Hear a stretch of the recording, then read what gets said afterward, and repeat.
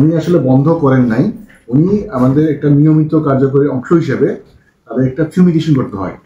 একটা জীবাণুমুক্ত করতে গেলে মানে একটু রোগী মানে যথাযথভাবে সেবা দিতে গেলে মাঝে মাঝে ফিউমিগেশন করতে হয়।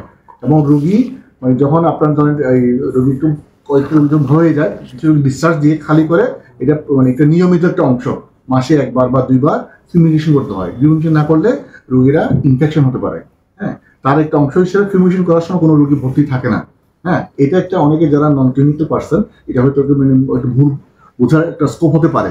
তবে এই বিষয়টা আপনি যে বিষয়গুলো বলেছেন, যে আমি বলি আমাদের সদর হাসপাতাল আড়াইশো সদর হাসপাতাল এটা কিন্তু পরিচালিত হচ্ছে আমাদের সরকারি চিকিৎসকের পাশাপাশি কিছু আমাদের ডেভেলপমেন্ট পার্টনার, হ্যাঁ, যেটা এইচডিএসসি প্রজেক্ট আমরা ছিল 2019 সাল থেকে।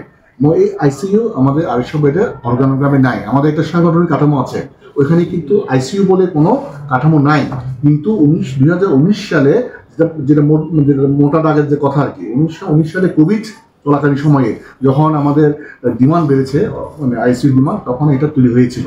হ্যাঁ, তখন স্পেশাল প্রজেক্ট তখনকার বিগত সরকার তখন এইচজিএসপি প্রজেক্ট আন্ডারে কিছু চিকিৎসক নিয়োগ প্রাপ্ত হয় এখানে, সেখানে ইমার্জেন্সিতে, আউটডোরে, সিসিইউতে, তারপরে আপনার গাইনি ডিপার্টমেন্টে, তারপরে এই আইসিইউতে তখন নিয়োগ প্রাপ্ত হয়ে তারা কাজ করে আসছিল।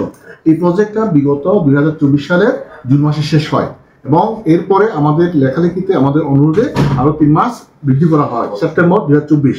এরপরে তারা এই যারা চিকিৎসক মানে বেতনধারী ছিল এইচডিএসপি আন্ডারে, তাদের বেতন বন্ধ হয়ে যায় যেহেতু প্রজেক্ট শেষ।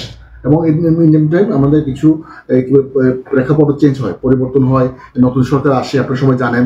এবং তাদেরকে রিকোয়েস্ট করা হয়, দেখো তোমরা যেহেতু প্রজেক্ট ছিলা, নতুন প্রজেক্ট শুরু হবে আইএসও নামের প্রজেক্ট, এটা এবং শুরু হচ্ছে অলরেডি। হ্যাঁ, এইটা প্রক্রিয়াধীন আছে এবং এইটা সেই তাদের এই আশ্বাসের প্রেক্ষিতে তারা এখন ধারাবাহিক কাজ করে আসছিল।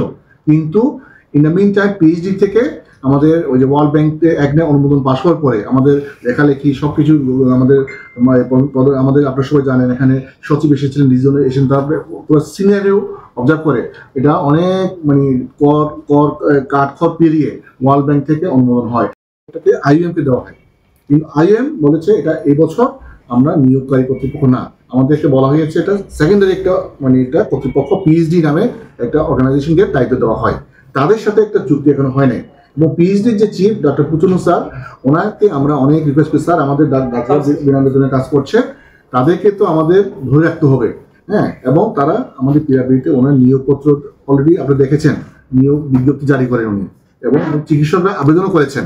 এইটা নিয়োগ যে প্রক্রিয়া, এটা প্রক্রিয়াধীন। হ্যাঁ, ইন দ্য মিন টাইম অনেক চিকিৎসক হয়তো তারা মনে করছে মানে প্রজেক্ট চালু হবে না, কেন দেরি হচ্ছে, যেখানে আমাদের কোনো হাত নাই।